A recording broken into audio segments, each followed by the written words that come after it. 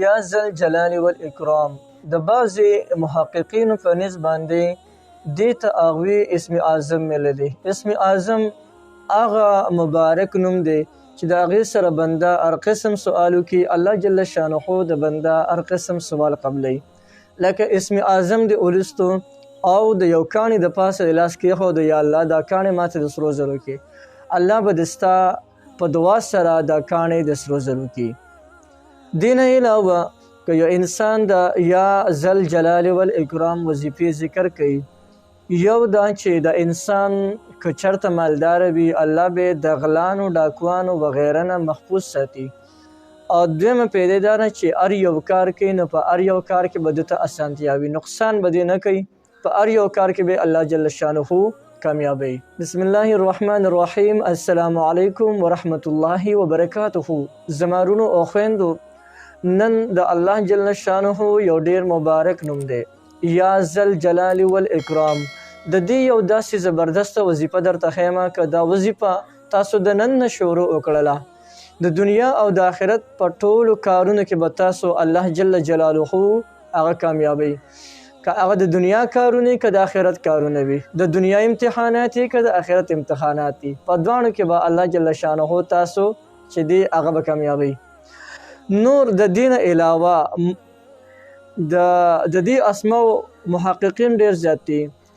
د بعضې حضراتو په نسب باندې هغوی چې څومره تحقیق کړی دی، د هغوی په نسب باندې هغوی وایي چې دا د الله جل جلاله نوم دی او دا چې دی اسم اعظم دی. اسم اعظم باره کې به تاسو خپله اورېدلی چې اسم اعظم دا د الله هغه مقرب او پاک نوم دی چې په دې سره انسان هر قسم دعا وکړي، الله جل جلاله به د انسان هغه تمام کارونه پوره کوي. هر یو کار چې تو کوې نو هر یو کار کې به ته بیا چې دی کامیابي محسوسې. بعضې حضرات فرمایي چې نه، اسم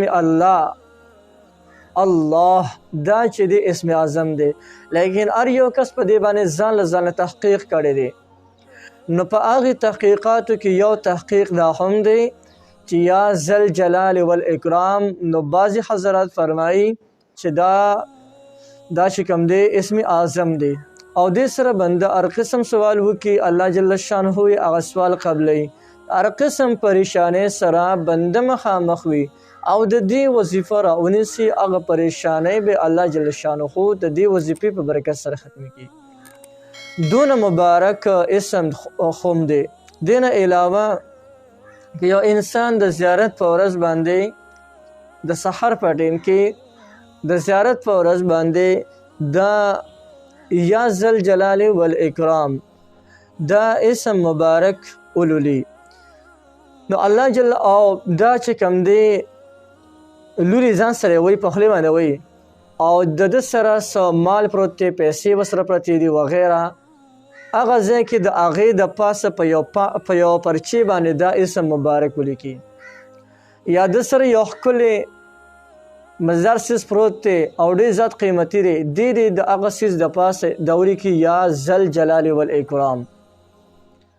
نو انشاءالله چې د دې په برکت باندې به الله جل شانه د ده دا تمام اشیا د غلانو، د ډاکوانو، د هر قسم ناګهاني آفاتو نه محفوظ ساتي. دې نه علاوه که یو انسان دا اسم مبارک ډېر کوي، په کثرت سره یې وایي، اوس ورته ښیم تعداد، که د دې تعداد چې دی مطابق یې وایي او که څوک د دې تعداد مطابق نشي ویلی نو بیا دې په کثرت سره وایي، که وخت ولې نشي مقرر کولی. نو انشاءالله چې د دنیا او د آخرت تمام کارونه به الله جل شانه آسان کړي. بعضې حضرات راشي ما ته وایي یاره چې دا څه وجه کیدی شي چې زه کم یو کار ته لاس اچوم، په هغې کار کې زه ناکامۍ سره مخامخ کېږم، کم یو کار شروع کوم هغې کې ناکامۍ سره مخامخ یم. او بعضې پښتانه پکې یو ښکلې غوندې متل کوي، وایي چې کم بوټي ته لاس واچوم هغه مې راپسې د بیخ وروځي. بلکل مې سر تندې نه لګي، څه وکړم؟ نو هغوی ته د ټولو اول زه یو خبره کوم چې خپل ځان ته متوجه شه، ستا نه به ګناهونه کېږي په کثرت سره.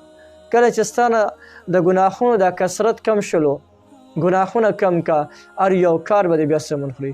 دویمه خبره حدیث مبارک کې راځي، کل امر ذی بال لم یبدأ فیه ببسم الله فهو اقطع واجزم وابتر.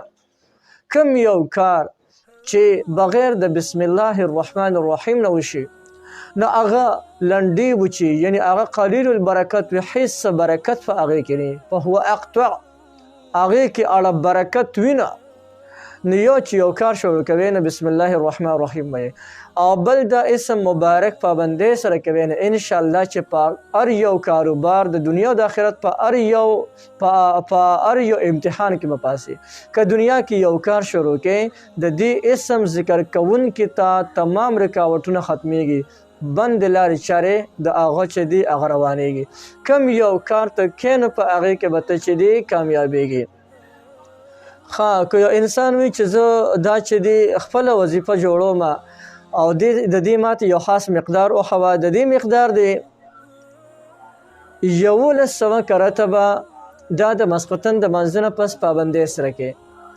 که یو انسان وي چې زما د په هر یو کار کې خیر او برکت وي، زه د غلانو او د نګهاني آفاتو نه محفوظ یم، نو دا اسم مبارک یا ذل جلال والاکرام دا د 1100 کرته د ماسخوتن د لمونځ نه پس په یو ناسته باندې وایي.